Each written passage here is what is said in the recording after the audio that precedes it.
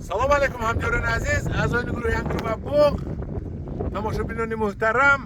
امروز 20 می سال 2024 می باشد و من قرار دارم در ناحیه باباجان غفوروف ولایت سوخت در باغ پیسته‌زار. پیسته‌زاری که میبینید 5 هکتار پیسته‌زار است. 5 هکتار. و این پیسته هایی که میبینید، این درخت ها رسال 2 ساله شدند از روز شنوندن. 2022 شنونده بودیم و 22 سال و 3 ماه پیش شنوندیم، فوریه 22. من ببینید قدش علاقه 2.5 متر شدگی و خدا خواهد ممکن سال آینده این علاقه پیسته کرد، برای که گلخانه هایش را علاقه تیار کرده شده است. امسال 3 سال پیسته البته نداده است، 4 سال باید پیسته کرد. آدم ها باور نمیکنند که در ولایت سوخت پیسته می شود، میگویند که در خوجند و اسفره می شود. 1 ساعت پیش ولی در واتساپ من از چورکوی اسفره رسم گرفته روی کردن که با آن شخصان روان کنید، گفتن که سوال میتن که در اسفره پیسته می شود یا نه. ولی من گفتم ویدیوش رو کرده روان کن و من ویدیوش رو کرده روان کنید و من میگذارم شما تماشا میکنید که در اسفره پیسته چقدر بستگی. من ببینید این پیسته چقدر نمیبندد. این پیسته همین سال 1 متر دیگه بلند می شود. در 3 سال این 3 متر زیاد 3.5 متر می شود. در همین 1 ماه 1 متر شده است و ولی بلند می شود. همکاران عزیز، حاضر آدم ها را فهمیده شدن که آینده بیزنس ساحه قشلاق، آینده گفته یافتن پول در پیسته است. 1 کیلو پیسته 150 سومانی آپتم اگر کمی کم تید. من ببینید زمینش سنگزور، همه سنگ. من از زمین سنگزور، این پیسته زمین سنگزور رو هم نهایت دوست می‌دارد. در زمین لحم هم نهایت نقض می شود، چون که در قم سنگیر زمین لحم است اونجا شدگی حالا بسته خوبم خیلی. همکاران عزیز، ما فقط تشویقات از میبریم که بنابر سبب کم آب شدن جهان، اقلیم، گرمی آمدن و آسانی پولیابی شما میگوییم که شما پیسته کاری رو بسیار کنید.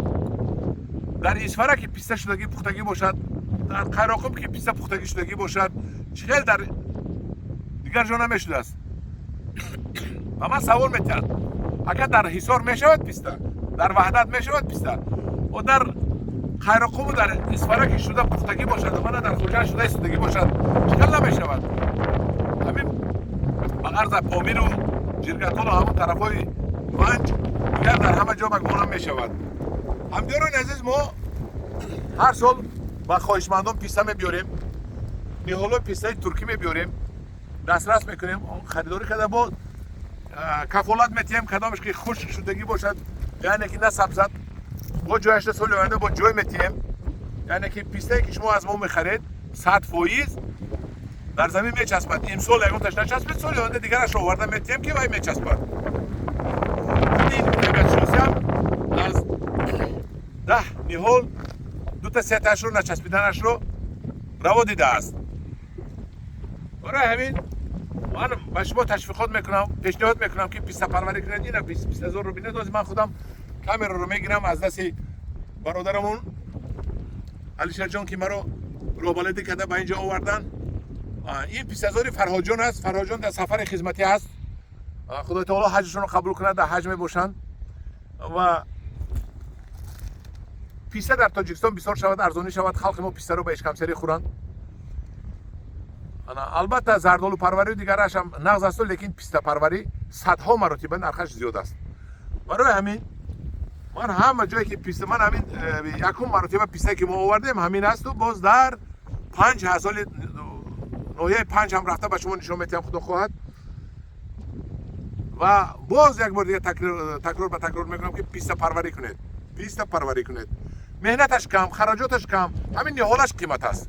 دیگر همش اینا یگان مراتب دورو کردگی نیستند. برگش رو ببینید چقدر تازه، این بر رو ببینید چقدر تازه، سری برق در نکرده است. یگان مراتب دورو زدگی نیستند. من 50 سانتی متر نوده کرده است، چقدر تازه.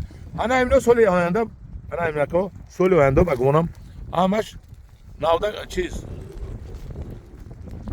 باید بندن. انا اینا باید که گلخانه شوند. انا اینا خدا خواهد سال آینده ما در اینجا پیسته رو بینیم و به شما نشان دهیم و اولین میوه ثمره دست مهنت ما در خوجگی قشلاق به شما نشان میدیم. همجوران عزیز در پناه خدا باشد، خدا نگهبان شما باشد. یک مرتبه دیگه خدا موضوع با ویدیو میکنم، باز نوار میپرتایم. مراجعت کنید به ما، اویدی بنیاد نبودن باغ پیسته ها. در پناه خدا باشید.